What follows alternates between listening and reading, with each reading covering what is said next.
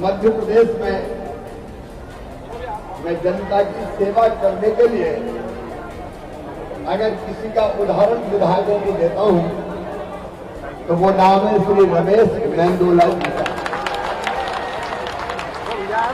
अपनी जनता की कैसे बेहतर सेवा की जा सकती है ये इनसे सीखना चाहिए। हमारे ऐसे लोकप्रिय नेता और आपके लोकप्रिय विधायक भाई रमेश मेंदोला जी, हमारे महापौर पद के उम्मीदवार, सरल सहज और जिनका सोच है, दृष्टि है इंदौर के विकास की, भाई पुष्पेंद्र भार्गव जी, आईडीए के अध्यक्ष चावड़ा जी। अब मैं माफी चाहूंगा, समय कम है। पार्षद के हमारे सभी उम्मीदवार, मेरी बहनें, मेरे भाई और यह बूथ की संचालन समिति, जैसा दादा ने मुझे बताया, बूथ की संचालन समिति के सभी कार्यकर्ता बहनों, भाइयों, भांजे, भांजियों, मामा का सबको राम राम, आप सबको प्रणाम। देखो, इंदौर अपना अद्भुत शहर है। आज पूरी दुनिया में नाम है इंदौर का, है कि नहीं है इंदौर का नाम?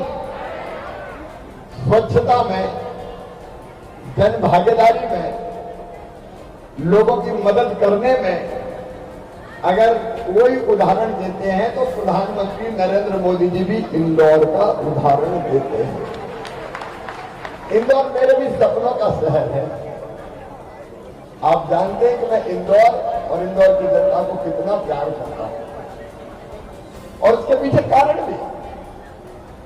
इंदौर आगे बढ़ेगा तो अपना मध्य प्रदेश आगे बढ़ेगा, क्योंकि मध्य प्रदेश विकास का इंजन है, इंदौर विकास का इंजन। और इंजन चलेगा तो ही प्रदेश चलेगा, नहीं तो रेलगाड़ी रुक जाएगी। सही बात है कि नहीं? तो इंदौर ठीक चलना चाहिए। देखो, अपना इंदौर के लिए जो सोच है, स्वच्छ, सुंदर, सुरक्षित। सुरक्षित मतलब आधी रात के बाद भी मेरी बहन और बेटियां इंदौर की सड़कों पर घूमे, किसी की हिम्मत ना हो कि उनकी तरफ हाथ उठाते थे। और अपना विकसित इंदौर, आप जानते हैं मेरी बहन और भाइयों, आज इंदौर विकास की दृष्टि से जहां पहुंचा है वो भारतीय जनता पार्टी के कारण पहुंचा है। ठीक बात है कि नहीं? कांग्रेस ने इतना काम कभी किया था क्या इंदौर में? कभी नहीं किया।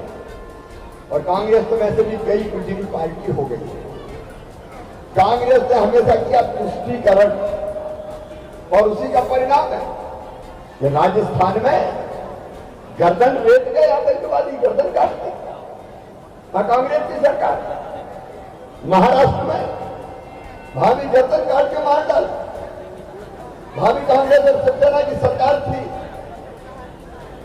ये हुआ अगर तो तुष्टीकरण के कारण हम सब धर्मों का आदर करते हैं, लेकिन मेरा साफ कहना है भारतीय जनता पार्टी का, आतंक और आतंकवादियों को किसी भी कीमत पर बर्दाश्त नहीं करेंगे, उनको कुचल के रख दिया जाए। हम देशभक्त राष्ट्रवादी, प्रधानमंत्री जी के नेतृत्व में देश आगे बढ़ रहा है, तो कई लोगों को ये पसंद नहीं आता। लेकिन एक तरफ आजादी के अमृत काल में इंदौर की राष्ट्रवाद की भावनाओं को आगे बढ़ाते हुए हम इंदौर का विकास करेंगे। और एक बात आपको बताऊं, रमेश दादा ने जब जब कहा, उस दिन कुलकर्णी के भट्टे पे आए थे, आपने कहा काले, हम कर दिया जो जो कहते थे, स्टेडियम का कहा दिया।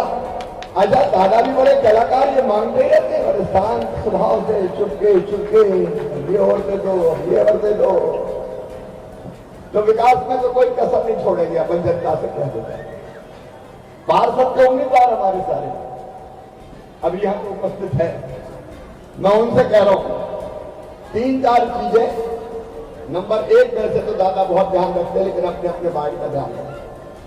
गरीबों को राशन की सूची में अगर कोई का नाम छूट गया हो तो सूची बना लेना, मामा सबके नाम जुड़वा देगा, फ्री में राशन बांटेंगे, गरीब की थाली खाली मिलेगी।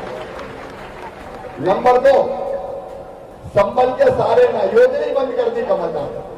बहनों कार्यकर्ताओं आप बताना, ये कमलनाथ ने संबल योजना बंद कर दी। संबल में अपन बेटा बेटी को बहन जन्म दे तो जन्म के पहले 4,000 और जन्म के बाद 12,000 16,000 रुपए देते थे, ताकि घर पर रह के बहन आराम कर सके बेटा बेटी को जन्म देने के बाद। कमलनाथ मेरी बहनों ने तेरा क्या बिगाड़ा था? तुमने तो बहनों के लड्डू छीन लिए, संबल योजना बंद कर दी, 16,000 बंद कर दी। अब जाके कह देना कि फिर से मामा का राज है, भारतीय जनता पार्टी की सरकार है, ऐसी सब बहनों को 16,000 रुपया दिया जाएगा। तीसरी चीज और सुन लेना बहुत ध्यान से, एक फैसला हमने किया और वो फैसला ये है कि मध्य प्रदेश की धरती पर कोई भी गरीब बिना जमीन के नहीं रहेगा। रहने की जमीन का टुकड़ा या मकान हर गरीब को दिया जाएगा। बोले सबके पास मकान होना चाहिए कि नहीं? जोर से बताओ, होना चाहिए कि नहीं? रहने की जमीन का टुकड़ा होना चाहिए कि नहीं? अरे हमें बड़े बंगले ना मिले, लेकिन पक्का ऐसा मकान तो बन जाए कि जब बरसात में हमारे बच्चे भी सुख और चैन से रात काट सके। और इसलिए ये मामा कह रहा है हर एक गरीब को शहर में गांव में जमीन के टुकड़े का मालिक बनाएंगे या मकान पक्का बना के देंगे, उस पर वो रहेंगे। अब भैया आए अपन काम के लिए इंदौर में, अलग अलग जगह छोटा मोटा प्लाट पे खरीद लिया और उसको मकान बना लिया। फिर सरकार आ गई कि ये तो मकान अवैध है। अरे मर गए जिंदगी भर के पसीने की कमाई लगा के, और तुमने क्या दिया अवैध है। ऐसी सारी कॉलोनियां वैध कर दी जाएंगी, प्रस्ताव में कर दिया। और इसलिए अगर कहीं है नहीं लोगों के पास घर जमीन या अवैध है तो वो भी वैध करके मालिक बनाएंगे। देखिए अपन जनता के लिए काम कर रहे हैं, हमको कुर्सी पे बैठ के आनंद छोड़ेगा। कैसे अपनी जनता सुखी रहे, ये जनता की जिंदगी बदलने का अभियान है। और एक बात और सुन लें कार्यकर्ता बहनों और भाइयों, एक सामाजिक क्रांति है ये, सामाजिक क्रांति। देखो अकल और बुद्धि तो गरीब के बेटा बेटियों में भी होती कि नहीं होती? मध्यम वर्गीय के भी होती है, निम्न मध्यम वर्गीय। लेकिन बुद्धि तेज होने के बाद भी चूंकि पढ़ाई के लिए पैसा नहीं होता था, इसलिए हमारे बच्चे पीछे रह जाते थे। अब संबल योजना जो कमलनाथ और कांग्रेस ने बंद कर दी थी, उसी में ये प्रावधान है, ध्यान से सुन लेना। जिनका संबल में नाम है, और पार्षद नोट कर ले, जिनका नाम कट गया उनका नाम जुड़वाना है भैया। अपने अपने वार्ड में देख लेना कौन कौन का नाम कटाए, तो जाएंगे सारे नाम जोड़ेंगे। और सबसे बड़ी बात ये होगी कि फिर अपना बेटा बेटी अगर अपनी मेहनत से उसका एडमिशन मेडिकल कॉलेज में, इंजीनियरिंग कॉलेज में, IIT, IIM, लॉ कॉलेज कहीं भी होगा, तो प्राइवेट मेडिकल कॉलेज की फीस पता है कितनी होती है? 15 लाख 10 लाख रुपया साल। आप बताओ गरीब भरवा सकता है क्या इतनी फीस? मध्यम वर्गीय भरवा सकता है क्या? तो उनकी फीस मम्मी पापा नहीं भरवाएंगे, कौन भरवाएगा? अरे कौन भरवाएगा? देखो ये हिंदुस्तान के इतिहास में शायद पहले कभी नहीं हुआ। अब किसी बच्चे के रास्ते में हम कोई बाधा नहीं रहने देंगे, पढ़ाई का पूरा इंतजाम। लाडली लक्ष्मी बेटियां भी आपके 2 नंबर में लाडली लक्ष्मी बेटियां होंगी ना? किन किन क्या लाडली बेटी जरा हाथ उठाओ। अब ये लाडली बेटियों का भी सुन लेना, घर घर जाके कह देना। अब लाडली लक्ष्मी 2 योजना अपन लेके आए, मतलब कॉलेज में एडमिशन लेंगी तो 25,000 रुपया मिलेंगे, और डॉक्टर इंजीनियर बनेंगी तो फीस भी मामू ही भरवाएगा, उनकी जिंदगी में कोई बाधा नहीं। कमलनाथ ने शादी बंद करवा दी थी, कन्या विवाह चालू, तीर्थ दर्शन योजना चालू, इलाज के लिए आयुष्मान कार्ड कौन कौन के बने जरा हाथ उठाओ। जिनके नहीं बने वो पार्षदों का काम है अपने अपने क्षेत्र में बनवाना है, बनवाओगे ना सब? पार्षद के उम्मीदवार दिखने लगे से खरी पक्की करवा दूं जनता के सामने, सब बनवाएंगे ना, तो अपनी अपनी जनता की बेहतर सेवा करनी।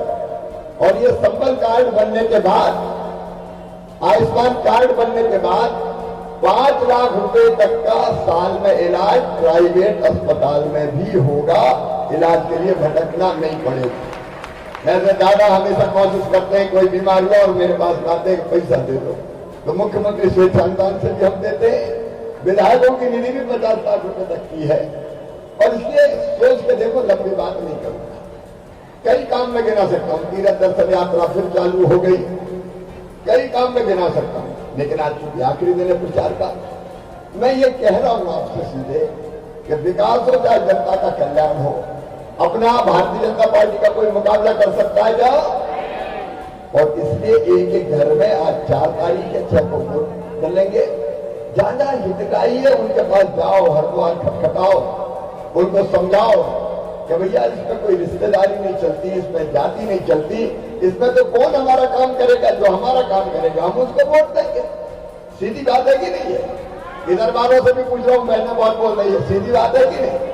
इसलिए हर घर का द्वार खटखटा के कह दो ये सब चीज हम देंगे। और दादा 2 नंबर विधानसभा ऐसा बन जाए कि जिसमें सब योजनाओं का क्रियान्वयन आदर्श तरीके से हो जाए, एक भी बिना लाभ से नहीं छोड़े हम, लाभ में तृप्तिकरण कर दें अपन। यही अपना चुनाव लड़ने का मूल मंत्र है। लेकिन एक बात ध्यान रखना कार्यकर्ता बहनों में, ये सारे काम हम करते हैं, योजनाओं का लाभ भी और विकास भी, तो मुख्यमंत्री सीधे थोड़ी कर, एमएलए भी सीधा नहीं करनी। ये कौन के माध्यम से होता है? ये तो नगर निगम के माध्यम से होता। पैसा भेजते मोदी जी, पैसा भेजते हम, पर काम होता है नगर निगम के माध्यम से। आप एक मिनट जरा सोच के देखो, अगर भारतीय जनता पार्टी का मेयर नहीं हुआ, महापौर नहीं हुआ, तो अपन ढंग से काम कर पाएंगे क्या? जोर से बता, कर पाएंगे क्या? भैया लड़ाई झगड़े में मामला पूरा अटक जाएगा। लड़ाई झगड़े, हेलो,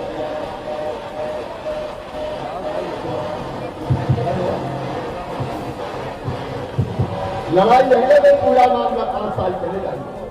देखो मैं कहूंगा दाएं चलो तो वो बाएं जाएंगे, मैं कहूंगा आगे बढ़ो तो वो पीछे जाएंगे, मैं कहूंगा ऊपर चलो तो वो नीचे जाएंगे, और पूरे 5 साल लड़ाई झगड़े में निकल जाएंगे। और एक बात साफ कर रहा हूं, दादाजी फिर कुछ नहीं कर पाएंगे, क्योंकि नगर निगम काम करता तो रोज लड़ाई झगड़ा करना पड़ेगा। और इसलिए जरूरी है कि मेयर अपना जीते। मेयर के बिना हम काम ठीक से नहीं कर पाएंगे, सारे काम ठप हो जाएंगे।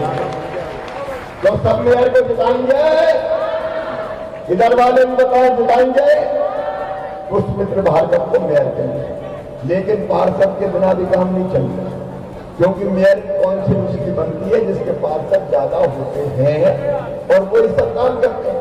और इससे मेरा निवेदन है, वार्ड नंबर 18 से सोनाली विजय परमार खड़े होते जाएंगे, वार्ड नंबर 19 से संध्या जायसवाल, वार्ड नंबर 20 से कमला इंद्र बहादुर सिंह, वार्ड नंबर 21 से गणेश गोयल, वार्ड नंबर 22 से चंदूराव शिंदे, एक शिंदे भावन के महाराष्ट्र में, एक शिंदे अपने पास, वार्ड नंबर 23 में शिवांगी गुड्डा यादव, वार्ड नंबर 24 में जीतू यादव,